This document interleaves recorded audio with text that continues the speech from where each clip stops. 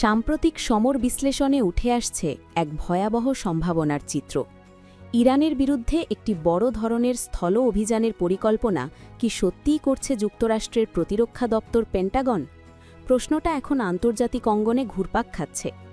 প্রতিরক্ষা বিশ্লেষকদের মতে ইরানের মতো একটি দুর্ভেদ্য পাহাড়ি ভূখণ্ডে স্থল অভিযান চালানো কোনো সহজ কাজ নয়।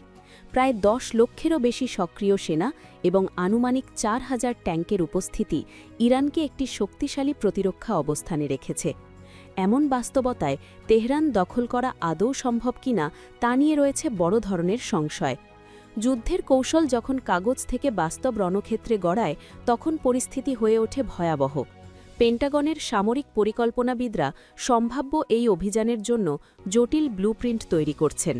এতে বিবেচনায় রাখা হচ্ছে ইরানের ড্রোন সক্ষমতা, ব্যালিস্টিক মিসাইল এবং সমুদ্রপথে প্রতিরোধ ব্যবস্থাকে। ইরানের ভূগোল এই যুদ্ধে একটি বড় ফ্যাক্টর। দেশটির বিস্তীর্ণ এলাকা জুড়ে রয়েছে পাহাড়, গিরিপথ এবং দুর্গম অঞ্চল।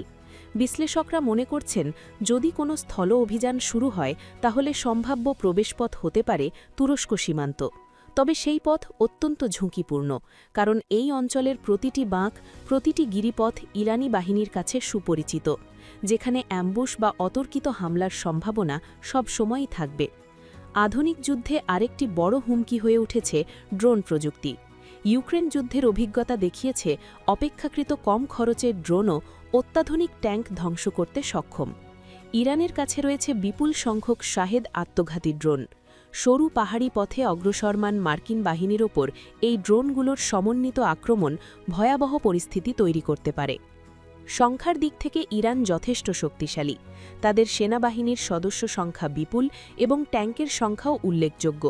যদিও এসব ট্যাঙ্কের একটি বড় অংশ পুরনো মডেলের, তবুও নিজেদের ভূখণ্ডে প্রতিরক্ষামূলক যুদ্ধে এই বাহিনী অত্যন্ত কার্যকর হয়ে উঠতে পারে। অন্যদিকে যুক্তরাষ্ট্র নির্ভর করছে তাদের প্রযুক্তিগত শ্রেষ্ঠত্বের ওপর।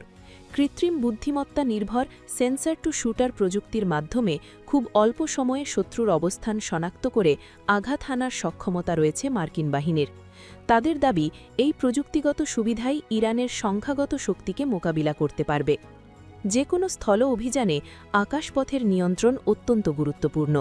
যুক্তরাষ্ট্রের হাতে রয়েছে F-35-এর মতো পঞ্চম প্রজন্মের স্টেলথ যুদ্ধবিমান, যা শত্রুর রাডার এড়িয়ে আঘাত হানতে সক্ষম।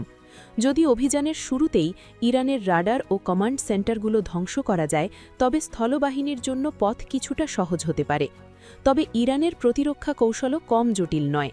ভূগর্ভস্থ tunnel network, mobile missile launcher এবং ছড়িয়ে থাকা সামরিক স্থাপনাগুলো যে কোনো আক্রমণকারী বাহিনীর জন্য বড় চ্যালেঞ্জ হয়ে দাঁড়াতে পারে। শুধু স্থলপথ নয়, সমুদ্রপথও হতে পারে আরেকটি সম্ভাব্য রুট। পারস্য উপসাগর হয়ে ইরানের উপকূলে উভচর অভিযানের পরিকল্পনাও আলোচনায় রয়েছে।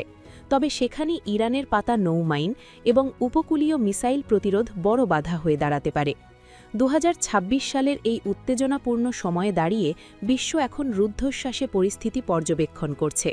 একদিকে যুক্তরাষ্ট্রের আধুনিক প্রযুক্তি ও সামরিক শক্তি, অন্যদিকে ইরানের কঠিন ভূগোল এবং বিশাল বাহিনী। এই দুয়ের সংঘর্ষ শুরু হলে তার প্রভাব শুধু মধ্যপ্রাচ্যেই সীমাবদ্ধ থাকবে না, বরং ছড়িয়ে পড়তে পারে গোটা বিশ্বে।